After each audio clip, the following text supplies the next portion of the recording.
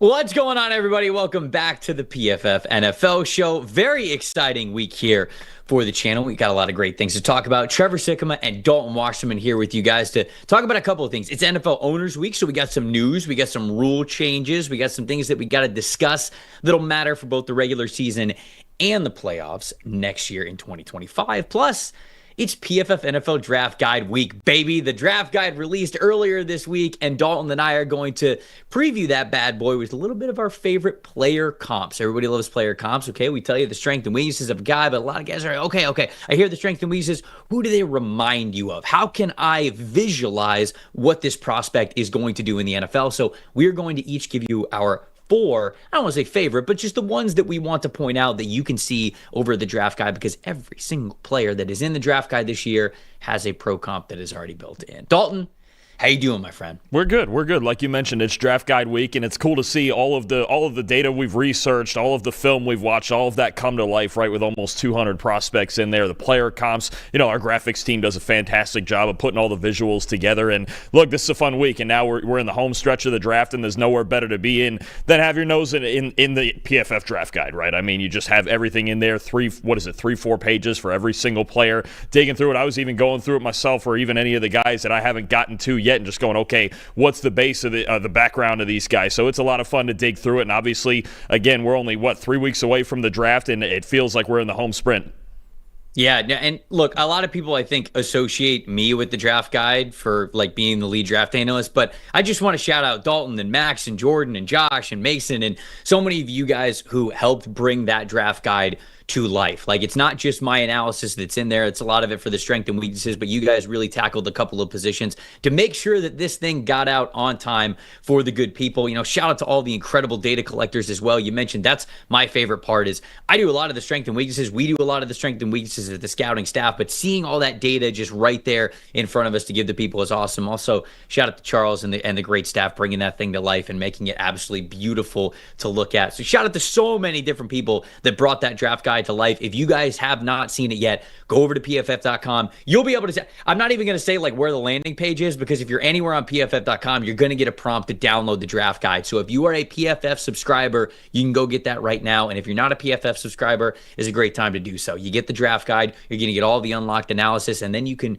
do the mock draft simulator fully unlocked as well. Run as many mocks as you want with that updated player information there from the draft guide. So if you don't have it yet, go get a subscription. Go download the draft guide. It's a really cool thing. Even for me, who works on it a lot. I love looking at it because it's such great work from those guys to bring it all together. But before we get into the draft guide, and we're going to spend most of the show talking about that and some of these players in the NFL draft, we do have to touch on a couple of things that made headlines yesterday or earlier this week.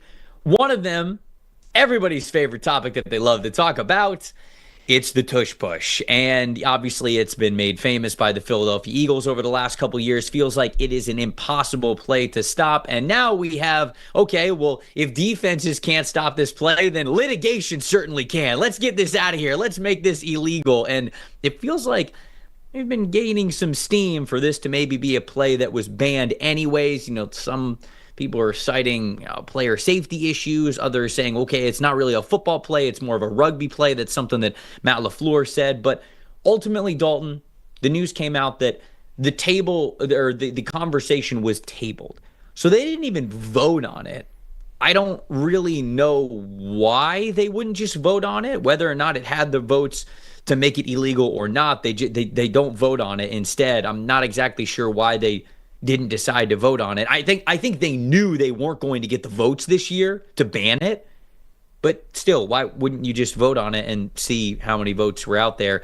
Maybe it's because owners don't want their votes leaked like we had seen in the past, but hey, if you believe something, say it with your chest. Come on. If you want this thing banned, you better put your name out there for it. But anyways, what do you think about the tush push here? What do you think about this play? Is it enough of a football play? Are the injury concerns valid ones? Like Sean McDermott was one who was talking about the injury concerns, which I think was kind of ironic because his team ran it against the Kansas City Chiefs like 4 or 5 times. Shout out Brett Coleman on Twitter for saying that. But just overall, what's your thoughts on the tush push and the conversation of it being a potentially banned play in the near future? Yeah, I mean, you mentioned the voting process first, and I think that's the part. They didn't officially do the voting, but they've kind of unofficially done it. And there were reports that the league is split dead even on it, that 16 teams would have voted for it and 16 teams would have voted against a ban, right? And I find it interesting that I think the two teams that this would affect the most, obviously, Philadelphia and Buffalo, like you just mentioned, are teams with vastly different viewpoints on it, right? Obviously, Philadelphia wants to keep it. Nick Sirianni's talked about, obviously, it's our play. We're the ones who came up with it, and it's so effective for us with Jalen Hurts. And then he talked about, well,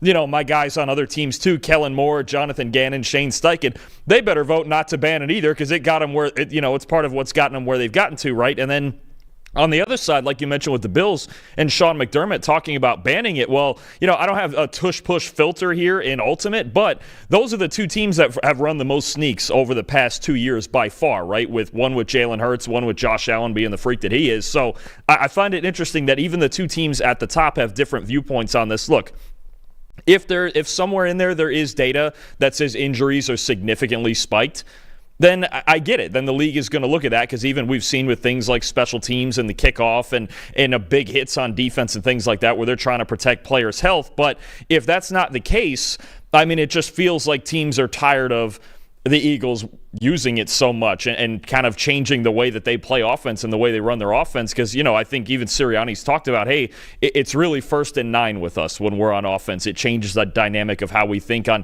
3rd and 4th down, especially 3rd and 1, 4th and 1, even, 3rd and 2 and 4th and 2. But I think one of the things here that the league is worried about is more situations like we had in the playoffs when they were playing the Commanders, and it was, 6 plays where we got no action at all, and even officials threatening to just hand Philadelphia a score. That's not what the league is looking for, right? So, if it's in the name of player safety and they have the data on it, then I get it. You can ban it. I'm not sure that they actually have that yet, if it's a big enough sample to have that yet, because there's really not that many teams that run it anyway. And a lot of them now, what you're seeing is they won't even have their quarterback under center. There's other teams like the Ravens will put Mark Andrews under center. The Chiefs, I believe, have done it with Travis Kelce and even Noah Gray. So, I mean, there's ways to protect your quarterback and other players against it, but I don't know that it's that big of a widespread problem schematically, unless there's a lot of injury data, to really ban it.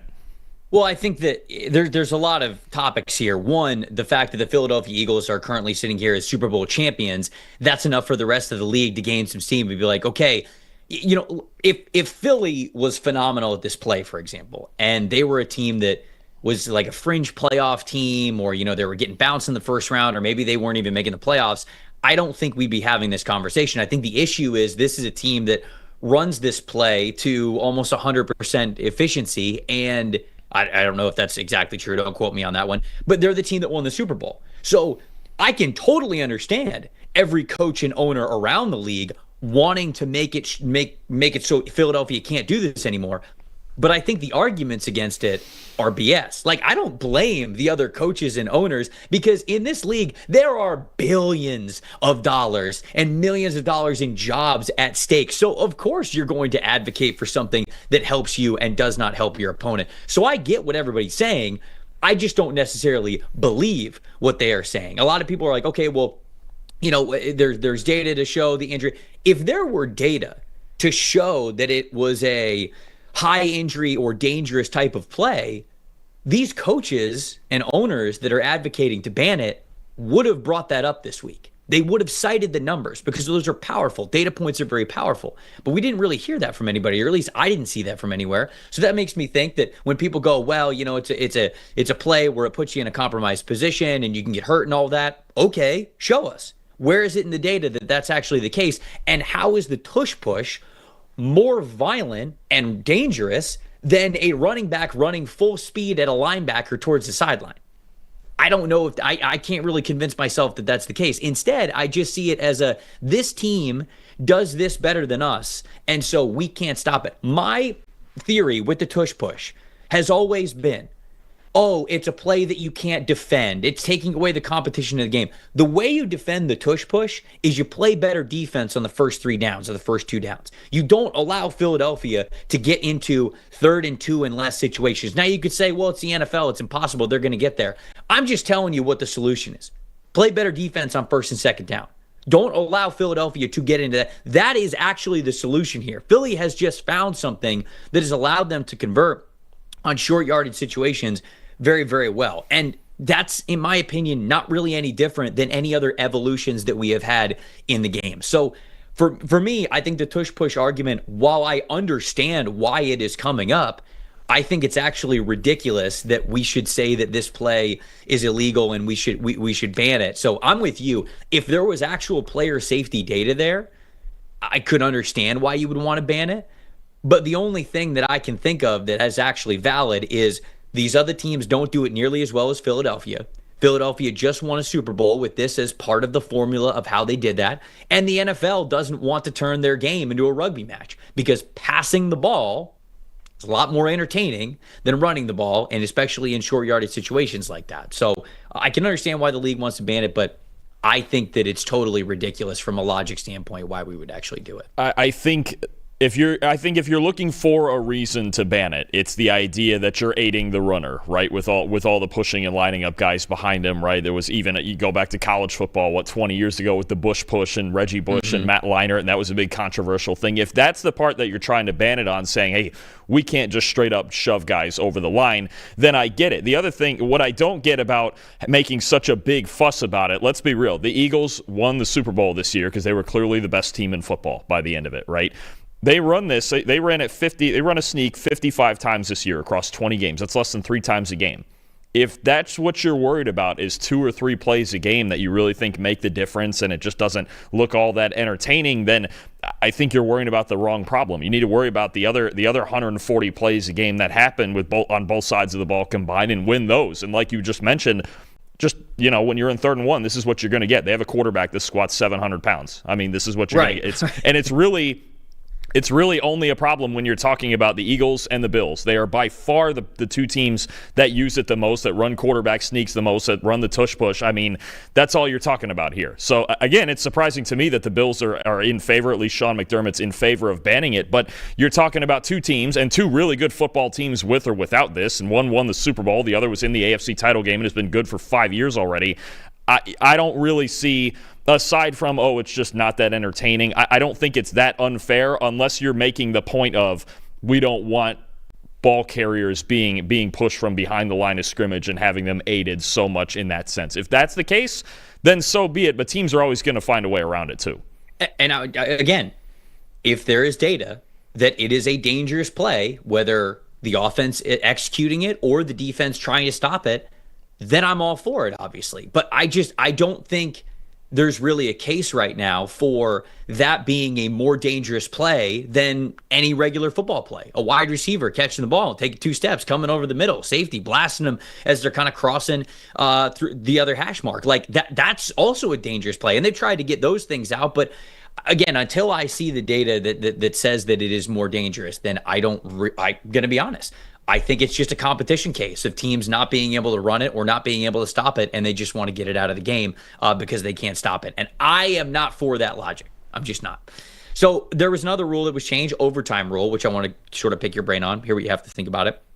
So overtime's been changed to where now in the regular season, just like in the postseason, the teams are supposed to be guaranteed 1 possession. Now, the clock is going to stay at 10 minutes for regular season overtime like it is in the postseason. But the interesting thing here, Dalton, is one, I think on the surface level, everybody goes, oh, okay, good. 1 possession each for every team. That's great.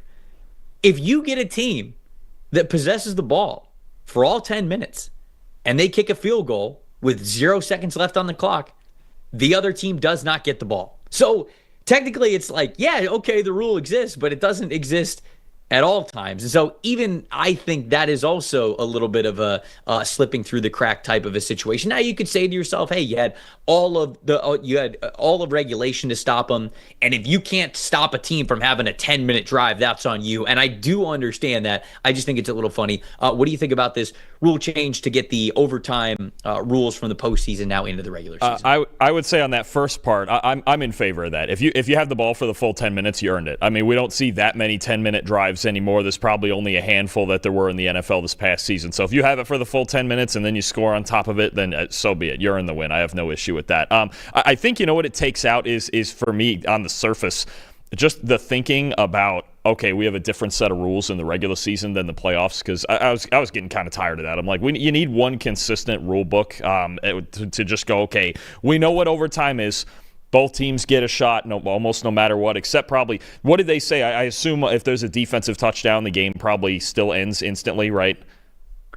Oh, I would think so. I didn't see anybody say that, but like, yeah, if you throw a pick six, I'm pretty sure the game's over, because then obviously you would have points and they would have already had one possession. So I would assume, the game is over. Yeah, I guess that makes sense, because both teams will have possessed the ball in some way or the other. But I mean, I just think for the sake of consistency and not having to think about, okay, if it's a field goal, if it's this, what scenario do they win? When is it over? And then you have, even like you had in the Super Bowl a couple of years ago with the Niners and the Chiefs, where, the coin toss thing, and do we want the ball, do we not? At this point, I think you just, okay, fine, just have it consistent all the way through. Both teams get the ball no matter what, except for a defensive touchdown. If the clock runs out, then so be it. If a team puts together a 10-minute drive, for me, they've earned the win. That's fine. They can have it. I don't have any issue with that. But whatever makes all these teams feel like, okay, they have a shot, they get a chance with the football. It's not quite college football where both teams get it at the 25 over and over, and then they go to 2-pointers. It's a real drive. You have to put it together. You have to earn your points. And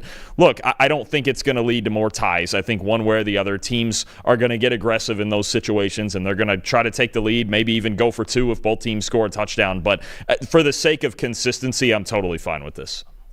I wish that they would change it a little bit more. And I sort of went on a little bit of a rant on Twitter yesterday. I wish that they would change it more towards what college football used to be in the regular season. I like that. I like the idea of the NFL's overtime system sort of being like a hybrid between college football and the NHL, sort of taking NHL's properties where, how they do 3-on-3 in the regular season, and then in the playoffs, you settle overtime by just playing more hockey. Like, they don't want to turn it into a mini game to settle playoff games. And so I like that thought process on both sides of how they treat the regular season and how they treat overtime in the postseason. For the NFL, I wish overtime in the NFL was the old college system. Start at the opponent's 25-yard line, and you're playing football from the 25-yard line in. And if we go to like 2 overtimes or more, then you start having to go for 2 in those situations. I would say that everything is untimed. So you're technically still playing football. It's not like a mini game. It's not like you're kicking field goals or something, like a field goal competition. And it's not like it's just like goal line plays. You're starting at the 25, so you're still playing real football to win the game. But at least it's not, full field stuff. It's not sort of this back and forth. It's really like red zone stuff, which I like because that's heightened anyways. Can you perform better when the space is a little bit more limited? So it's untimed and obviously we've all watched college football in that overtime system. I wish that's how it worked in the regular season. And then in the postseason, you're playing full field regular football. There is a time clock. There would be a time clock. It's sort of the same thing where each team is guaranteed at least one possession. And, if the team who possesses the ball second scores more points than the team who possessed the ball first, the game is over. If it's still tied after those initial possessions, you play on. You could have a clock in overtime, but in my opinion, what I would want that to be is, I can't remember if this is the AFL, the AAF that did this, the XFL, I can't remember which one, but there was like an overtime clock, but all that did was essentially signal an intermission. So for example, let's say that there's 10 minutes on the clock, right? 10 minutes on the clock for overtime. Both teams possess the ball at least once, no points are scored, so we play on. Now the team that won the kick, the team that got the first possession, they get it again for this third possession of the game, and there's only like a minute 30 left on the clock. Well, the second that minute 30 hits 0, what would then happen is that drive would complete. If they kick a field goal at the end of that drive, whenever it is, once the clock hits 0, it becomes untimed. If they kick a field goal, boom, the game is over. If nothing happens, then you go to like a short, brief, like 10-minute intermission type of thing. Both teams go back to the sidelines, and then the other team then gets possession, and we continue to play overtime until somebody wins. That's how I would love for playoff overtime to look. And I feel like, with the intermission in there, it would give players a little bit of rest. You're not playing football just consistently, for an extra 30, 40, 50, 60 minutes without any sort of rest. It would sort of guarantee a little bit of a rest period for these players because they already obviously played a full game anyways. But that's how I would love for overtime to be. I don't think we're anywhere close to that being the case. I don't think that's going to be a reality. But in my opinion, that would be the most fair. I also think that would be the most fun. And also, I thought that this was ridiculous when college football was doing it. If that were to happen in the regular season where each team is starting from the 25, the overtime stats don't count like towards the regular season stats. You remember the Texas A&M LSU game, the 7 overtime game where it was like, oh, this player threw for like 600 yards. It's like, not really, or like, this player threw for like 9 touchdowns or whatever it is. It's like, okay, not really. They went to overtime and they had an overtime format. So the overtime stats are also, we could make them completely different. So it's keeping the integrity of some old stats and some records that we have there. So I would do that for the regular season overtime. I know there was a lot to follow, but I've got thoughts, obviously, on the overtime period. The NFL, I don't mind what they actually did. I'm also kind of with you. If you can't stop a team for a 10-minute drive in overtime, they probably should win the game. But that's my thoughts on what I feel like overtime should be. I think too, when you talk about the old college system, especially, and you mentioned that A&M LSU 7 overtime game was actually a catalyst for getting rid of that system and going to the 2-point plays. The NFL's on a tight schedule. They do not want a back and forth 25-yard drive, game staying tied for 7-8 overtime things. You know how it goes. Look, they got the 1:00 games. They want them done by 4:30, right? The 4:00 games, they want them done by Sunday Night Football. They want the night games done before 1 a.m., right? I do not think they would go to the college system like that just for the sake of not having 4.5, 5-hour games where we're doing that. Like you just mentioned with that one, with 7 overtimes. We've seen them in the past where they go 7, 8, 9 periods, and all of a sudden you played a 5-hour football game. They're going to avoid that at all costs. To me, I think the only other thing they could do if they really wanted to speed it up maybe in the regular season, let's do this. Let's go a 2-minute drill each team, right? Just go start at your own 25, 2 minutes, 2 timeouts. However these 2 periods go is fine. If we're tied, then maybe we do another 2-minute drill or we figure out something from there. That's the only other way I think you could do it, is just go, okay, let's just put it on the quarterbacks for 2 minutes and let's see who comes out better in their 2-minute drive. I don't mind that.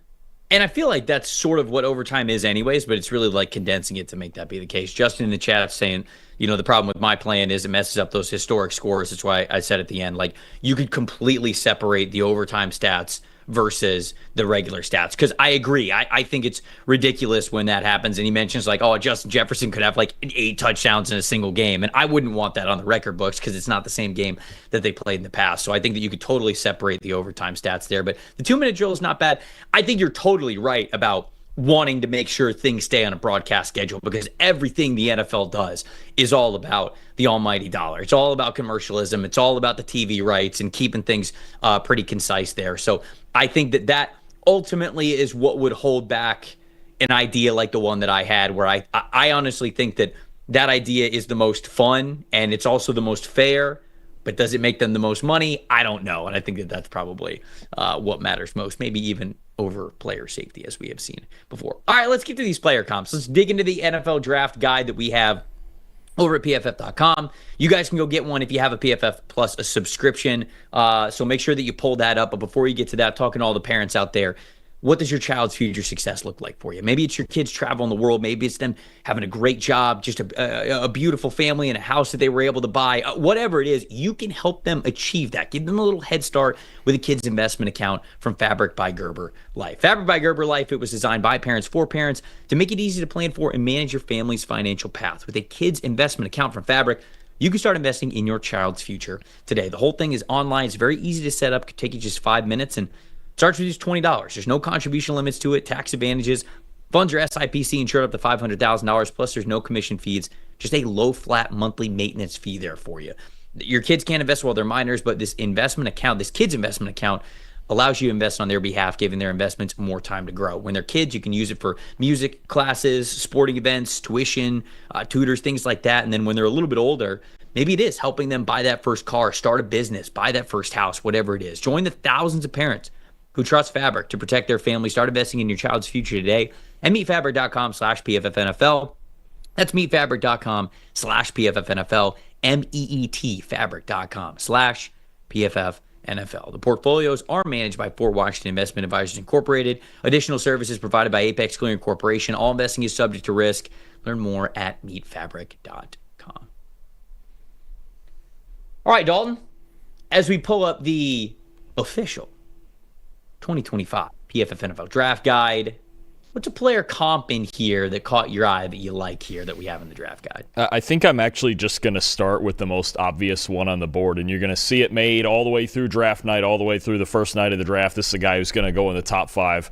Abdul Carter, converted linebacker to edge rusher, wearing number 11 at Penn State.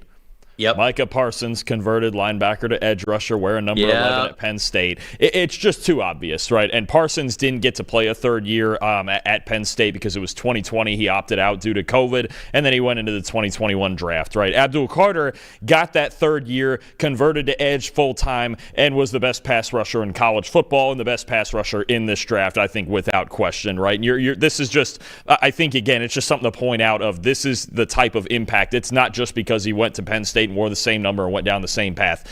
I think he's just as talented. When you really look at what Parsons has done, the impact he's had for Dallas over the past 4 years, and now what Carter could do for whoever selects him, this is a player who can change the scope of your entire defense, right? And you look at the side-by-side comparison of their college numbers in their career. Abdul Carter, 92.4 pass rush grade, 20% pressure rate, 21.7% pass rush win rate. Micah Parsons in college, it was a smaller sample, but I believe if he had gotten to play that third year without COVID and everything happening, he would have had an elite season just like Carter. Maybe would have gone higher than he did, and he wouldn't have ended up in Dallas. 90.6 pass rush grade in his career for Parsons, 22.8% pressure rate, 21.3% pass rush win rate, putting up darn near identical numbers. I mean, that's what you're talking about. Two elite players in the same style, went down the same path at the same school, wearing the same darn number. That number 11 is very famous at Penn State. I just think, obviously, look, some people are going to go, well, that's too easy, right? And I go, yeah, because that's what it is. Abdul Carter, Micah Parsons, again, not just for the path, but for the type of impact that they could have on a defense. I don't know if it'll be Cleveland. We're assuming it's not going to be Tennessee. Could be New England. If it's somebody else that trades up, if he gets somehow to 6 or 7, those teams, the Raiders or the Jets, would probably think about it. But, I mean, this is a player who, this is what we're talking about with Carter, is that level of pass rusher, a Micah Parsons elite level pass rusher that's very likely going to be in the top 4 picks in this draft. And Parsons, had he played that third year at Penn State, probably would have gone that high, especially if he had switched to the edge full time.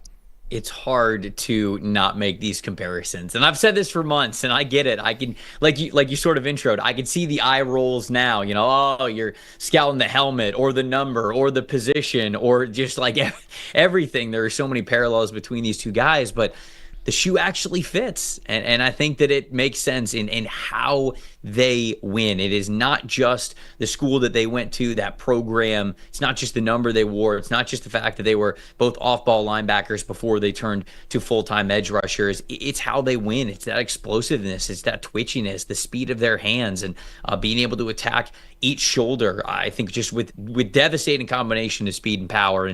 And I think that this one does. It fits a lot. It's a lofty comp. And I don't love making these lofty comps, although I'm going to make a pretty good one here in a second.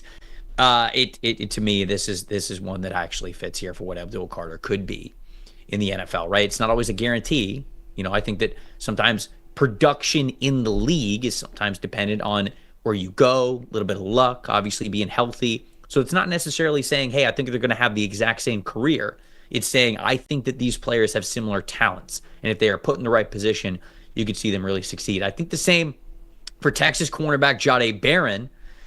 And the guy that I compared him to is actually Stephon Gilmore. Now, Gilmore obviously had some unbelievable years in the NFL. He was a first-round pick, and it was just talk about him with the Patriots and how dominant he was for so many of those seasons. That defensive player of the year caliber season that he had with New England. I mean, he had an unbelievable career. But as much as it might sound crazy to compare these two, physically, they are pretty similar. Now, Stephon Gilmore was a little bit taller, had a little bit more length to him. Stephon Gilmore measured in at 6'1.5", 31-inch arms. Jahdae Barron, 5'11.5", 29 5/8 inch arms. So the height and the length, advantage Gilmore, and that does matter for the cornerback position. But both of these guys, relatively the same hand size, relatively the same weight, especially given their body types. And when you look at their athleticism specifically, very, very similar. Stephon Gilmore at the combine, 4.4 40-yard, 4.40 40-yard dash, 1.52 10-yard split, 36-inch vertical jump, 10-foot 3-inch broad jump. Jahdae Barron, 4.39 40-yard dash, 1.5 flat 10-yard split, 35-inch vertical jump, 10-foot 3-inch broad jump. Very, very similar athletic profiles from both of those guys. But what I think actually gives me this comp here with these two players is both of them are excellent in off coverage situations. They were able to position themselves in the right spots to, it always felt like they were just dominating one side of the field. Now, Barron's a little bit different because he's had a little bit of a journey. He started at safety, then he was a slot defender, and this was his first year as a full-time outside player. But this first year with him as a full-time outside cornerback, played very, very well, led the SEC in interceptions, and the reason why is just because of how smart he is as a football player. I think both of these guys were reliable tacklers as well. And so Gilmore, again, I said at the very top, what his career was such a pinnacle of what you want from a first-round corner. And it's not a guarantee that Jahdae Barron will have the same exact career as Stephon Gilmore, but both of them had very similar athletic profiles, decently similar build for the position, but both excellent off-coverage corners who use that positioning and that high football IQ to be dominant and cover all different types of receivers. So I have Stephon Gilmore, which is a lofty comp for a player who I like a lot in Jahdae Barron. Yeah, I mean, you're talking about a former defensive player of the year there. And Barron, look, I think at this point it feels like there's no way he's getting outside of the top 20, right? Led the nation in zone coverage grade this past year, to your point. Only gave up an explosive play, 0.6% of his coverage snaps this season. I mean, inside, outside, versatility. He's got explosive speed. He reads the football well. He's an absolute dog, even in run defense. I think Jahdae Barron, I don't know that he gets by 16 to the Arizona Cardinals. I pointed out earlier this week that he'd be a fantastic fit there, but it wouldn't shock me to see San Francisco. I think there's a ton of teams early in this draft that are going to take a look at him. You've mentioned that you have him CB2 now ahead of Will Johnson. You know, obviously Travis Hunter is going to go in the top 4 or 5 picks. Barron, if you're looking for a zone corner, I think even Lou Anarumo and his defense in Indianapolis, it would be a perfect fit. He's a fantastic football player, and it's so clean the way that he plays. It's this combination of clean and aggressive without giving up explosive plays that you don't see very often. So I think that comp is well warranted, and he really should go in the top 16 of this draft. Mateo in the chat is saying that he thinks Jahdae Barron is more like Desmond King. I don't have the same speed concerns with Jahdae Barron that I had with Desmond King. And I know he ran around the mid 4.5s when he ran at his pro day. So I don't see that the same way. I think that both of those guys are off coverage type of players, but I think Jahdae Barron plays with a lot more anticipation. I think he plays with a lot more speed. So just want to shout out Mateo in the chat who was sort of going back and forth there about that. All right, who's next? Who's your next player comp? I love that people in the chat are firing out different comps. Like, keep doing this the whole show. I want to hear you guys' comps as well, whether they're in response to the comps that we have or just out of nowhere that are we're not talking about here on this program. But who is your next comp that you have, Dalton? It's one of yours, and I think there's a couple of guys you could go with for Luther Burden III, but when you really dig in, you look at this being the same type of player as Deebo Samuel, right? That's the comp we have in the draft guide. I think it's one that you've rolled with. I've heard some DJ Moore as well. I think that does make some sense as that stocky after-the-catch guy. Just get the football in his hands somehow, and that's how it is with Deebo. And when I was looking at kind of, again, the statistical comparison of their college careers, Luther Burden, 89 receiving grade, 28.1% threat percentage, 7.3 yards after catch per reception, and a passer rating on his targets of 106.6, all right? Go back to Deebo's days at South Carolina. It's going to sound real similar. 89.4 receiving grade, almost identical. 27.9% threat percentage. 7.8 yards after catch per reception. A little bit more than Burden, but similar range. And a 107.7 rating when targeted. So I think you're talking about, again, dynamic after the catch players. I think Burden is a little bit straight line faster. He can get vertically down the field a little bit more often, run slot fades and things like that, deep overs. I've even said that I think Burden in one of these Shanahan offenses that emphasizes yards after catch would be a fantastic player, whether it's, obviously he would fit in Miami, but they don't need a player like that. Kind of the same with San Francisco, even though they just traded Deebo. They're loaded at receiver already. But one of these offenses that runs this Shanahan system and can get him flying on deep overs and slot fades in the drop back game and run a bunch of screens to just get him plays after the catch. Luther Burden, much like Deebo Samuel, is one of these players. Just get him the football somehow, some way, because the second he gets the ball, just like Deebo, he turns into a running back, right? He can do dynamic things with the ball in his hands, and even their flaws are a little bit similar. Not the most refined route runners, right? You're not going to use them on the outside as much as you would in gadget roles or in the slot. Luther ran 80% of his routes from the slot this past season too. So you have to find ways to get him the football, but you're seeing this become more and more prevalent now. These, I don't want to say Burton's positionless because he is a wide receiver, but get him the football in any way possible. Even the Bengals started doing it with Jamar Chase this year. Just get him the football because he's a freak of nature with the ball in his hands. Yeah, I think that his 2023 stuff specifically, 2024 wasn't as good. Even with the lower production, he wasn't quite the dominant player that he was in 2023, but the 2023 tape is really good. It's a lot of the same conversations that we have about Will Johnson, right? Where Will Johnson, I didn't have a great 2024, even when he was out there, when he was healthy before he missed a lot of games due to injury. It's hard. It's just so hard to ignore that 2023 season. And for me, it's the same with Burden. It's so hard because I saw it. I saw it for a full season, him be an unbelievable wide receiver and one of the best players in the SEC. So it's hard for me to overlook that. And when I see him at his best, it is that yards after catch type of a player like Deebo Samuel. Mateo threw out a bunch of different comps. Travis Hunter, Patrick Peterson, Jaden Higgins. He says Xavier Hutchinson. I think Jaden Higgins is a little bit faster, but I do agree that both of them win with size more than they win with speed. He says Armand Membu is Dwayne Brown. Mr. Trooper J said Luther Burden is Christian Kirk-ish to me. Brandon's talking about Omarion Hampton, saying he's Marshawn Lynch. Woo. Marshawn Lynch comp. You got to be a powerful dude. But, hey, Omarion Hampton is. And I think he's got that speed, too. I mean, sometimes you watch him play with that violence, play behind his pads, and it's hard not to think of him as some of the best. I have Rashad Mendenhall as my comp there just because, again, of how powerful he is. It's hard for me to comp anybody to Marshawn just because he was such a unique player. But I do see the comp with him playing so violently behind his pads when it comes to those broken tackle opportunities. The next player that I want to shout out from the draft guide, edge rusher Josiah Stewart from Michigan, who I think is one of the best pass rushers in this class. He's just really small. I comp him to Uchenna Nwosu when Nwosu was coming out of USC and what Nwosu has been at his best, especially with the Seattle Seahawks. He had some flashes there in his last couple of years with the Los Angeles Chargers, and then with Seattle, he had a phenomenal season. He's dealt with injuries over the last couple of years, but both of those guys built very similarly. I believe Uchenna Nwosu measured in at around 6'2", 251 pounds. Josiah Stewart, 6'1", 249, as you guys can see on the screen, but both of them can have that little, they could be a little off ball as well. You can put them in off ball situations. They're that stand up outside linebacker type. They can run with running backs. They can cover in the slot a little bit when it comes to those zone coverage situations, but you really want them attacking the pocket. We almost got a 10 sack season from Nwosu. I believe, when was that?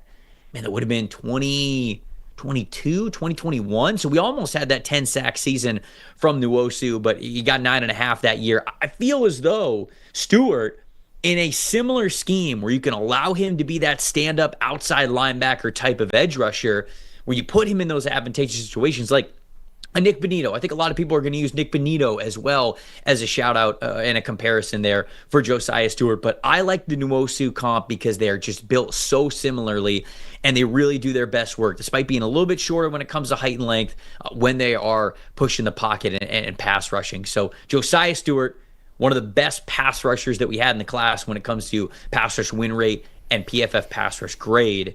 I'm comping him to Uchenna Nwosu from the Seattle Seahawks. I think that's a really good one. It was 2022. You were thinking of, we had him down with 62 pressures and 10 sacks that year because we don't do half sacks around here. We give you the credit. We're trying to split it up and do all that. So we have 62 pressures and 10 sacks in 2022 for him. And no, I'm with you. Look, Stewart, there's not much not to like about his tape. I think you talk about at that size, sure, he's a little bit shorter, especially the length would be an issue, but he's not small. I think that's the plan. He doesn't play small at all. He plays pissed off.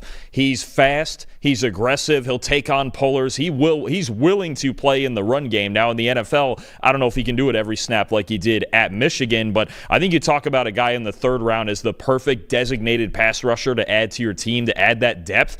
And, with all these Michigan guys, and I'm going to be making college connections all draft weekend, I have to think about if Jim Harbaugh and Jesse Minter are sitting there in the third round going, yeah, let's just take Josiah and just add more, because they do need some edge help. They need pass rush help. Obviously, they brought Khalil Mack back for another year, but they need help on this defensive line, and I have to wonder if they would just go with somebody familiar here, the same way that we talk about Kenneth Grant in the first, or maybe he just puts the whole Michigan defensive line back together, whatever. But I think Stewart, yeah, I'm with you. He could be an impactful 30 to 35 snap a game designated pass rusher. He can play in the run a little bit, right? He's certainly not shy. I think you see other DPR-type guys that are shy in run defense, and they're just not about it. Stewart's about it, and you watch his tape at Coastal Carolina all the way up through Michigan. This is an aggressive football player who doesn't give a damn who's in front of him, so I think he's going to be an excellent third-round pick for somebody. I'm going back to the chat to shout out some comps before we sort of get to some more. By the way, if you just joined the show, we're doing pro comparisons here, which you guys can see in the 2025 PFF Draft Guide, which you can get over at PFF.com. CJ is saying Tet McMillan equals Michael Thomas. Okay, so we got a Michael Thomas comp for Ted McMillan there. Mateo, we were just talking about Luther Burden, saying Luther Burden equals Randall Cobb. Interesting there. Mateo also said Josiah Stewart equals Nick Bonito. I think a lot of people are going to put that one out there. Justin saying Ted McMillan equals Keenan Allen. We got a lot of people got takes on Ted McMillan here on the show. So now we got a Ted with Keenan Allen type of a comparison. Ooh, CJ, this is a lofty one. Derek Harmon equals Chris Jones when he was coming out of Mississippi State. Obviously, that is high praise there. Rob is saying Donovan Ezaraku equals maybe a shorter Jason Pierre-Paul. I think Pierre-Paul was a little bit more powerful, a little bit more twitchy. I get it though, because they kind of win. They kind of win the same way, despite Pierre-Paul being he was certainly bigger than Ezaraku, and that's why he went 10th or 11th overall. But I could actually see just in the style, because Ezaraku, even at being only 6'2", he does win with length like that. He's got a kind of a freakish wingspan for his size, and he does set everything up through that. I could actually see at least a play style comparison to that, despite being in such a smaller body. Yeah, Pierre-Paul was way bigger, 6'5", 270. But Pierre-Paul also had those really long arms, the big hands. So he actually didn't test as well as I figured that he would have. I feel like he's pretty twitchy and pretty powerful there. Jalen Knoll, said the next Sky Moore. Oh man, I loved Sky Moore when he was coming out. I did. I'm curious before we get on to the next one. Dalton, what do you think about Jalen Knoll and Sky Moore? Because Jalen Knoll is kind of your boy. I actually think that comp is a good one. But Sky Moore just hasn't worked out in the NFL. He hasn't been able to get on the field a lot for the Kansas City Chiefs. But play style-wise, talent-wise, who they are as players, I actually don't hate that one. What do you think? I'm curious on what Sky Moore's 40 time was, because I feel like in my head, even though Sky Moore was fantastic, he was a fantastic route runner in a phone booth, I feel like Jalen Knoll is a little bit more of a vertical threat even than Moore was. 4.41. 4.41. He was 4.41. That's weird. And he had a 1.46 10 yard. It feels like just Holy Sky smokes. He's just never gotten a chance to work vertically then, or just I was always more impressed with Moore and his footwork, especially his releases off the line of scrimmage and running those shorter routes. And again, you're also talking about two different levels of competition, right? Moore did dominate the MAC, and Knoll was really good in the Big 12, so it might be a jump in a level of competition. But maybe I'm remembering wrong, but I feel like Knoll was more of a vertical threat than Moore was at Western Michigan. Again, there's other factors at play in that. There's not great quarterback play in that conference at Western Michigan, but I feel like they're a little. I could probably see it. I mean, smaller guys who run that fast, it just feels like the play style to me is a little bit different from what I'm remembering. Matthew, this one's close to my heart before we get back to a couple of ours.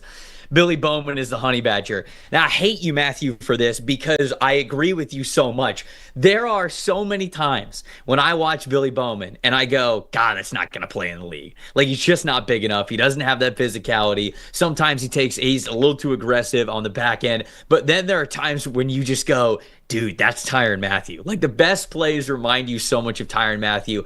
But can the good outweigh the bad? Are you willing to deal with some of the inconsistencies? So, Matthew, I think that's a great shout out because it really encapsulates who Billy Bowman is as a player and why, even if he might not make it, I can't quit the dude. I just can't. The good plays are too good. Before we get back to a couple more player comps that Dalton and I have, PFF's NFL Draft coverage is brought to you by Jack Link's Duos. Jack Link's knows that there's nothing like a great duo. That's why they've created the new Jack Link's Duos. This new product line brings together two great flavors. That means one bag will get you two different flavors. Now, we're not talking about, the beef jerky. It's covered in like two different flavors on one piece of beef jerky. It is half the bag is one flavor of beef jerky. The other half is another. Just like Jack Link's knows the draft gives us great duos. We've got ones like Jamar Chase and Joe Burrow being reunited at the NFL level. When Puka Nacua got to team up with Cooper Kupp, that was a fantastic duo.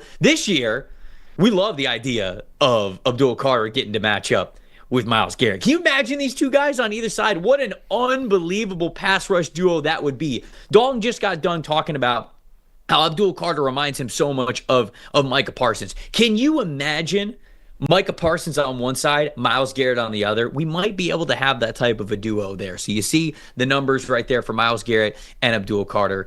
Just like my favorite bag of NFL duos, Jack Links has given us our favorite duos in the same bag. They've got all sorts of different flavors. They got mango paired with jalapeno, which gives you that sweet, fruity flavor with a little bit of spice to it. Original and teriyaki, which we know is a fan favorite. And, of course, buffalo style and ranch. We already know how well that goes together. Find Jack Link's Duos wherever you buy Jack Link's jerky, your local convenience store, and even at select Walmarts as well. Dalton, who you got next for your next player comparison in the 2025 draft guide that you want to shout out? All right, I'm going to the offensive line, and a guy I think who could go in a similar range as this other player last year. Late first, early second round. Graham Barton went, I believe it was 26 to the Bucs last year.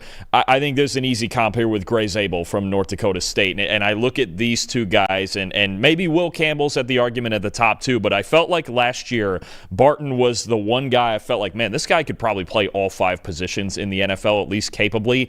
I think I'm there with Gray Zabel, and he's done it at North Dakota State. He's taken reps at all five offensive line positions. I know we're expecting him to play the interior, possibly play center the same way that Graham Barton is, and he was getting better down the stretch of the season for Tampa Bay.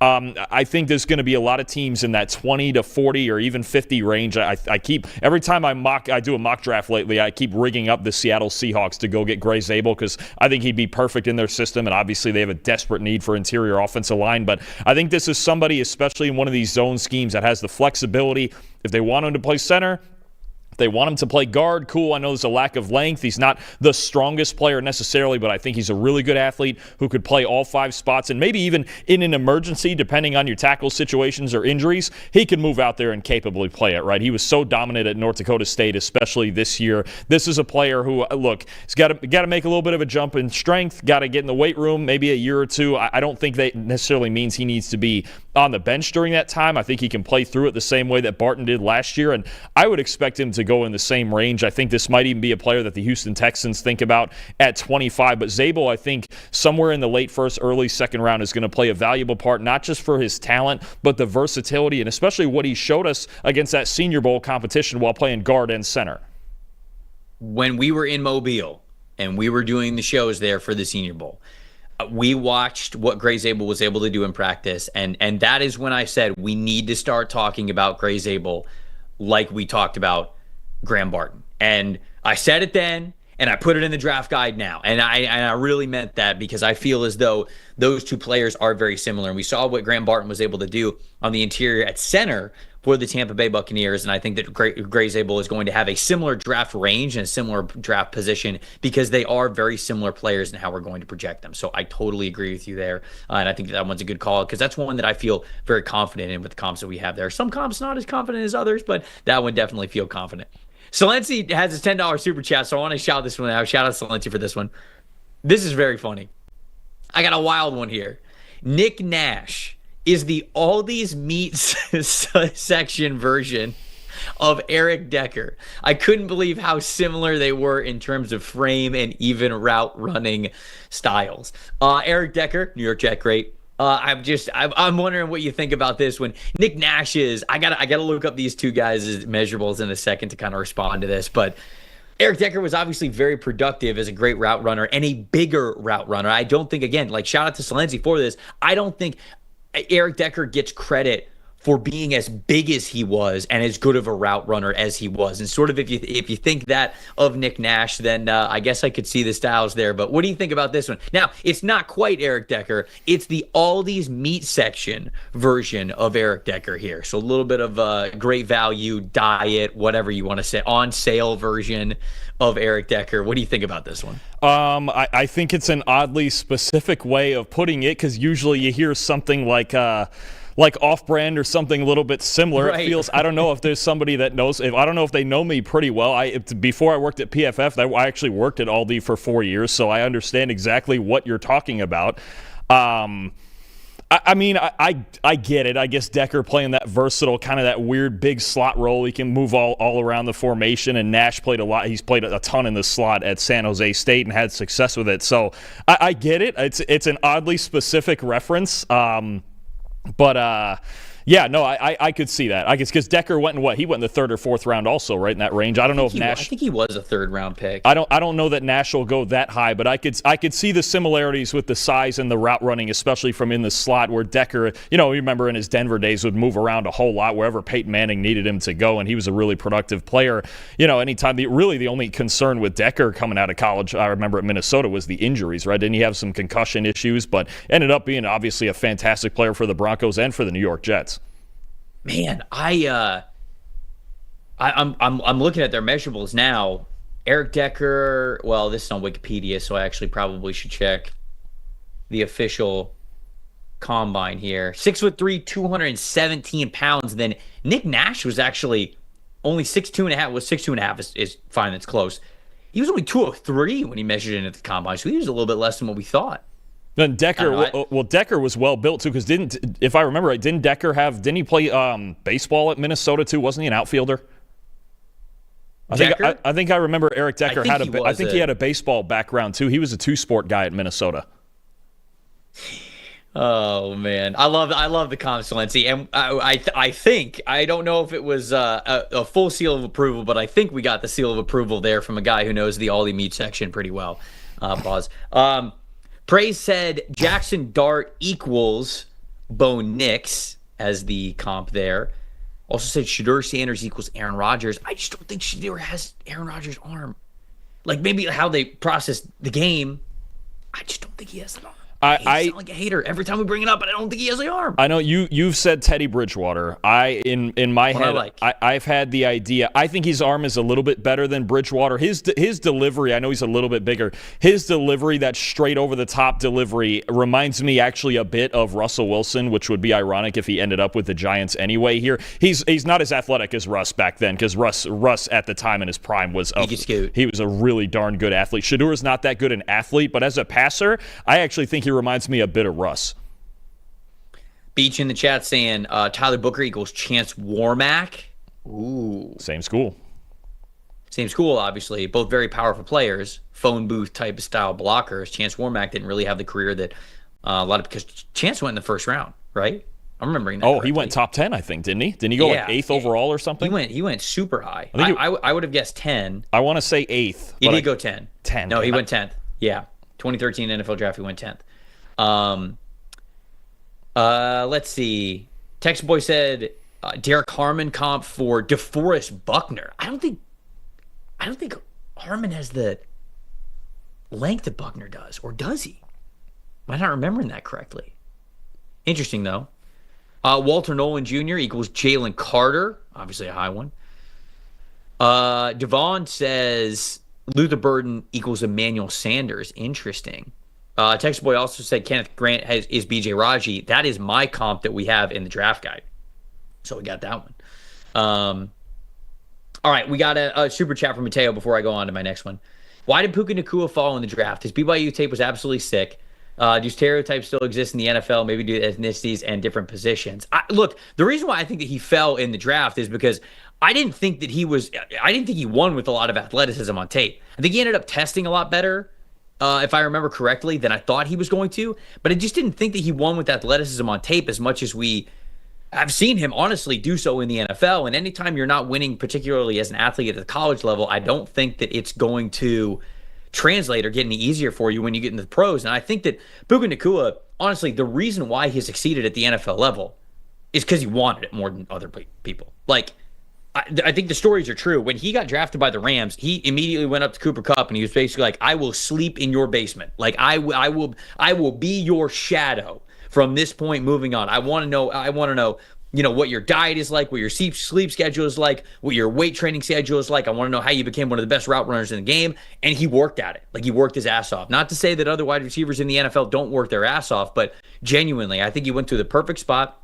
I think that McVay was able to give him a lot of freedom, and I think he learned from one of the absolute best that we have seen over the last couple of years. So that's honestly why I think Puka Nacua is the story that he is. I don't think he was a great athlete when he was at BYU, and I just think that straight up he has such a high football IQ and is so smart for the position already. That's why you see that success there from him. Yeah, I think when you're talking about that too, when you look at his 2 seasons he had at BYU, you're not talking about crazy surface level numbers either. And this is where the grades and deeper metrics like yards per route run can come into play here, because he had elite metrics in both of those. But you look at the surface level numbers, below 50 receptions in both years and missed a few games his final year at BYU, 805 yards in 2021, 625 in 2022.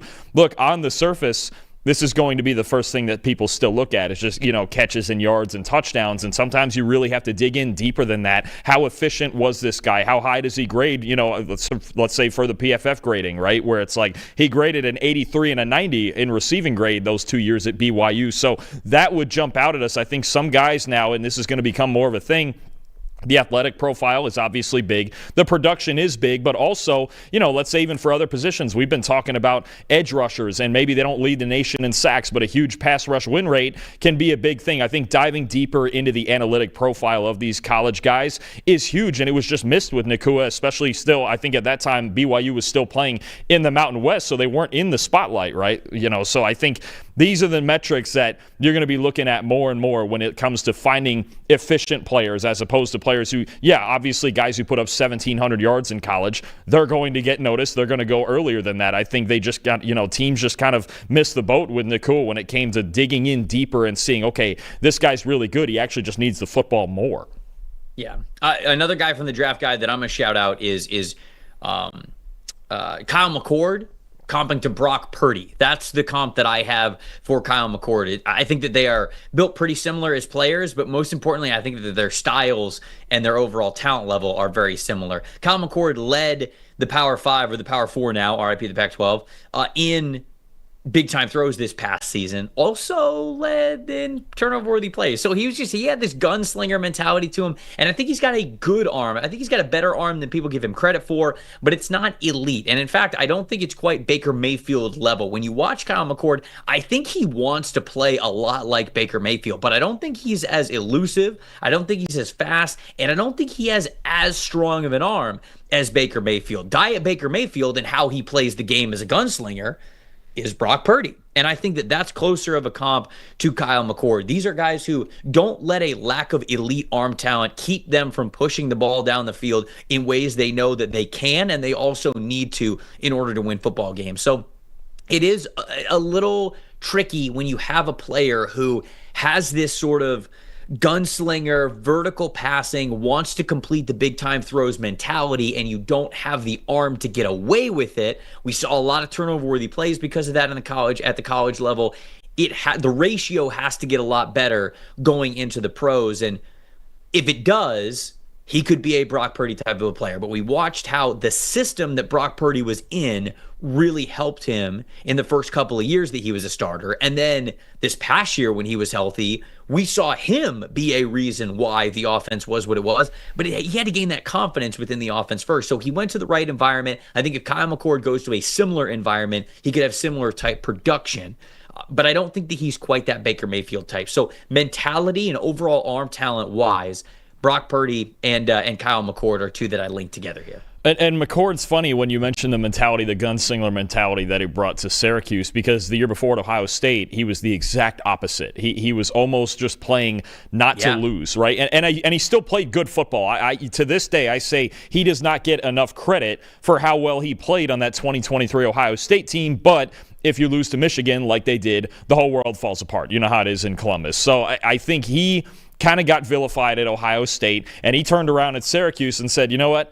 Screw it. I'm here now. Look, they're trying to turn this program around. I'm trying to turn this program around. I might as well just lay it out there, right? And he did that. They had a fantastic season, ended up winning 10 games at Syracuse, which they hadn't done in a long time. I believe he set the ACC single-season passing record in their bowl game, finishing that off in their bowl game against Washington State. But McCord, I kind of liked it. I kind of like the new gutsy gunslinger McCord. I think he's obviously going to have to reel it in a little bit at the NFL level, but I think the big game experience at Ohio State and learning to manage the game there, you can go back to games even making clutch throws, say, against Notre Dame and winning that game at the end of it, or, obviously the Michigan game didn't go the way that he wanted it to, but they were undefeated up until that point with McCord as their quarterback. So, look, he's gutsy. He's a winner. He's been through a hell of a lot in his career, sitting at Ohio State and then playing that one season, only losing the one game and then basically getting kicked out for Will Howard and then having a great year at Syracuse. I think McCord is going to be a solid mid-round pick, either a high-end backup or, look, if he turns into something like Brock Purdy and a solid starter, then so be it. But somebody's going to value him probably somewhere between rounds 3 and 5 in this draft. I don't think he's as mobile as Brock Purdy is. I don't think he can improvise quite as much, but there's certainly talent there with McCord, and you have to like the grittiness he played with this year.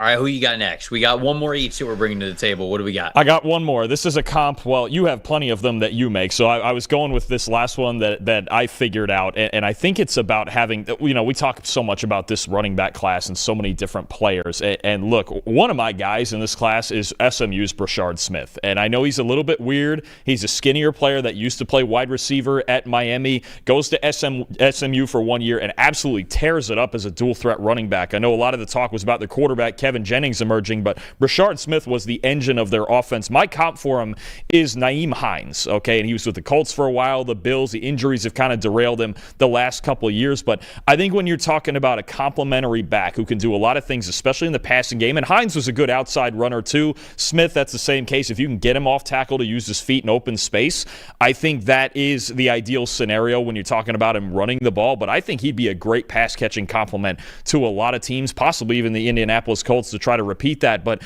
what I think about with Smith, obviously, is the receiving game and what he can do either out of the backfield or lined up out at receiver. And I think Nyheim Hines gives us a really good blueprint for what he did the 5 years that he played, in his career on offense, especially mostly with the Colts.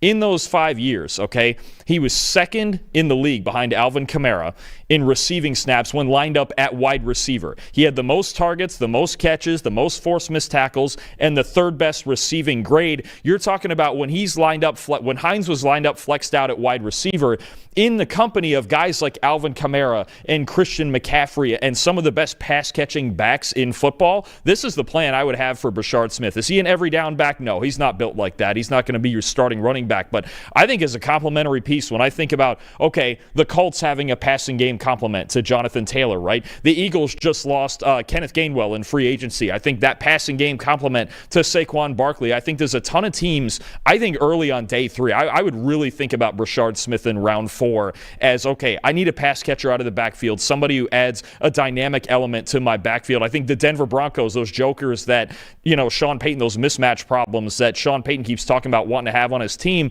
I think even if he takes a more powerful workhorse back early, he could still take Brashard Smith in round 4 or 5 as somebody who reminds him a little bit, not fully, he's not going to be as good, but a little bit like Alvin Kamara that I just mentioned. Line him up anywhere on the field, and he's a threat with the ball in his hands.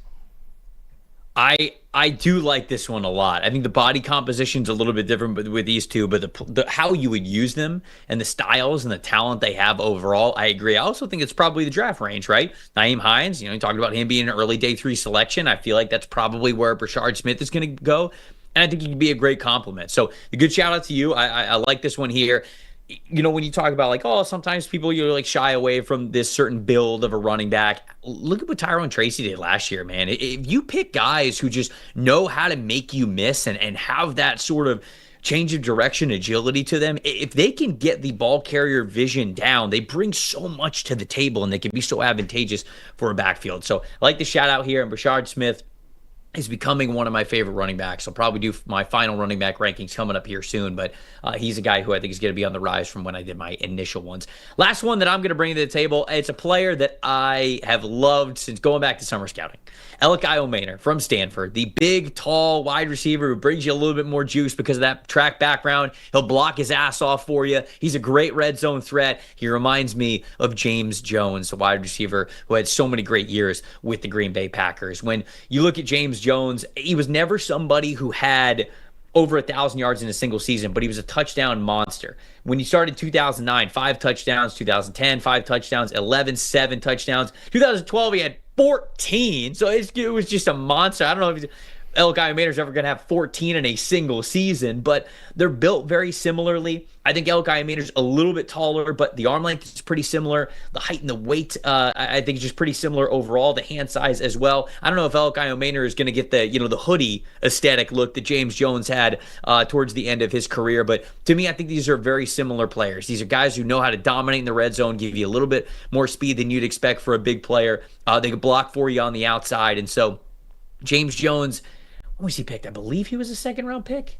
Third-round pick. He was a third-round pick, and I think second and third round is probably the range for Elikai Omaner. I would take him in the second round, but just because there's so many different wide receivers, depending on when that wide receiver run starts, he might get pushed back a little bit, so could see him being an early third-round pick as well. But that is a comp that I like just because the body size, the body composition, I should say, like how these dudes are built, how they won, and where they are going to be best in the NFL. I think that is a fair comparison of how these guys could have success there. So Elikai Omaner, I've got James Jones from the Packers. I think that's totally fair. That's a really good comp. And you talk about Omaner and Jaden Higgins are two guys that I think about in the second round. If you don't get the big X receiver in the first round, Teteroa and McMillan, then you really start thinking about either of these two guys. I was talking to somebody yesterday, that Omaner would be a good fit, I think, in Dallas, right? If they can't get McMillan, or if they decide to pass him up if he's available there at 12. I think that bigger receiver, that bigger red zone threat receiver that could complement CeeDee Lamb on the outside and a really small receiver room. That's just an example that I have. I think the Cowboys would be a really good fit. I think the New York Jets would be a really good fit if they don't go receiver early, because right now they still have really nothing all that credible outside of Garrett Wilson. They signed Josh Reynolds. Apparently they're working on keeping Allen Lazard on a pay cut, but I think Omaner really would give an improvement to that core. So I think he would fit in a lot of places. I actually expect him to be taken in the mid to late second round. He's a really good player. He was really the one guy that torched Travis Hunter back in 2023 throughout Hunter's time at Colorado. So we've seen the high end of the potential. He missed his freshman year with a torn ACL, played in a really bad situation at Stanford offensively with not a great quarterback situation, and still managed to be one of the best receivers in college football. So I think he's really good. That's a nice comp, and I think he's going to be a second-round pick. I know you got a couple more that you want to shout out, but I'm going to go to the chat for a couple of Coy. Says Devin Neal, pro comp DeMarco Murray. I see the overall game where you could compare him to DeMarco Murray. I think DeMarco was faster than Devin Neal is, which I'm not really that worried about, because I think that Neal is just a fantastic overall football player. But overall natural athleticism, being able to use those guys on all three downs, I can see the usage comparison there. We got a couple of Cam Scatterbo comps. Justin saying Maurice Jones-Drew for Cam Scatterbo. I think Jones-Drew is faster than Cam Scatterbo, but I can see that sort of violence that he plays with. Mateo, I think, said Cam Scatterbo because Kyron Williams. I like that one as well. That is one that I think makes a lot of sense. And honestly, I use Kyron Williams as sort of a defense to say you should still be drafting Cam Scatterbo. Like, these guys can block for you on third down. They're good receivers as well. They'll get you the tough yards, and Scatterbo's got a little bit more size to him. They're not the fastest guys in the world. It doesn't really matter. You see how efficient Kyron Williams has been with the Los Angeles Rams, so I like that one a lot. Matthew shouting out Kyle Williams, the wide receiver from Washington State, saying he reminds me of Antoine Randall L. I like that one. I didn't have a comp for Antoine Randall L. I didn't have a comp for Kyle Williams because I didn't have him in the draft guide, but I do like that Antoine Randall L comp. That one actually that makes sense to me. So Lency with another super chat, this time a $5 super chat. Samar Stewart has some shades of Lorenzo Alexander to me. could likely have a similar career path as a middle ground for his projection there. Man, Shamar, I'm going to do my final edge rush rankings. I feel like we've gotten a little too over the skis on Shamar. I think I'm going to be lower. He's a little bit lower on the big board compared to where he is with consensus, I believe. And I think I'm going to have him probably somewhere in the 30s if I had to guess on my final big board when it's all said and done. I like Shamar Stewart. I just don't know if he's ever going to be the pass rusher that you need him to be to consider him in the top 10, top 15, top 20.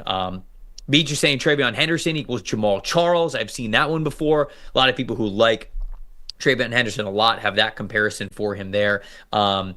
Pig76 says Chet McMillan equals Brandon Marshall Light. Okay, all right. It's a good outcome. I mean, that's right. Very good outcome there for him. What are some other comps that you have that you wanted to shout out from the draft guide before we get out of here? Yeah, just a handful here. You have Champ Bailey for Travis Hunter. I think that makes a ton of sense. I mean, you're talking about one of the freakiest athletes of all time. There's not many. There's not many that you can compare him to, and Champ Bailey's like the one that you go, okay, that could actually make sense there. Yeah, for sure. And I mean, but I think you are talking about that level of talent where you're like at corner, this could be one of the best ever at receiver. He could probably be a number one receiver in the NFL. I've got him wide receiver one. I mean, it's Hunter. It's so hard to compare kind of the incomparable because we've just never seen a player like him. I mean, it's going to be so fascinating to watch who drafts him, what the plan is, and how that gets executed really over the next 5, 8, 10 years or however long he's in the league. Another one that I really like, Savion Williams, the receiver from TCU. We have Cordero Patterson down. I think that's perfect. I think that's absolutely perfect. He's got this weird thing where he is in a wide receiver's body, but he plays like a running back. And I don't know the in-between. He's one of the players where, a lot of times, me, I think about, okay, what's the plan? How does he fit? What do you do with him? How does he help you win ball games? And Savion's one of the guys, I can't figure it out. I don't know because he's got this giant freakish build, and he's obviously fast, but he's not a great route runner. And then he was used more as like a wildcat quarterback at TCU. I don't know. Cordero is a really good comp, I think. I'm a little lost. He's going to go somewhere probably mid to late day 2 because of the tools, but he's a strange one. We have Harold Fannin Jr. and Jonnu Smith. I think that's perfect. You're talking about, group of 5 tight end that made a ton happen after the catch in college. You're going to have to design looks for him. I don't know that he's a true enough, two-way player to play as an inline tight end all the time. Jonnu's kind of the same way. He's found a nice role with the Miami Dolphins. It's a perfect team for him to go to, right? One of those teams that emphasizes after the catch. So Harold Fannin Jr., Jonnu Smith makes a lot of sense. Xavier Watson, Juan Thornhill is one I really like. That's single high free safety. Alfred Collins and Ashawn Robinson is something that you've pointed out as those run defenders who just make the rest of your front 7 better. Jared Ivey and John Franklin Myers, kind of that weird tweener-sized movable piece on the D-line who can do a little. That's one of my favorite ones. When I was watching Ivey's tape, I was like, oh, it's John Franklin Myers. And I had to go in our draft guide when we were prepping it. I was like, does someone already have this in? I was like, damn it, someone already had it in. They beat me to it. And then my last one I have, because I think it's a really good one, especially for the role that he could play, Demetrius Knight and Bobby Okereke. And I think about Okereke, especially in his Colts days, playing that weak side complement to Shaq Leonard in Indianapolis. I think Knight could be the same way. I think as a second-round pick, I keep thinking about him maybe replacing Dre Greenlaw in San Francisco right next to Fred Warner. If you get him next to an already established middle linebacker, I think he could be a really good weak side guy for you. Yeah, those comps are some ones that I also thought were pretty easy when I was coming up with them. It's just very easy to see a lot of parallels in a lot of those guys. You guys can see all the comps, not just the ones that we mentioned on this show, but every player that is in the 2025 PFF Draft Guide has a player comp to him. So go check it out. If you don't have a subscription, now is a great time to get it with the Draft Guide officially coming out. We have one more episode here on this program here for you later this week. We're coming back tomorrow at 10 a.m. same time to talk about running backs. We are ranking our top 10 running backs and beyond for the 2025 NFL Draft. For Dalton Wasserman, I'm Trevor Sikkema saying we will see you then. Thanks for watching the PFF NFL Draft Show.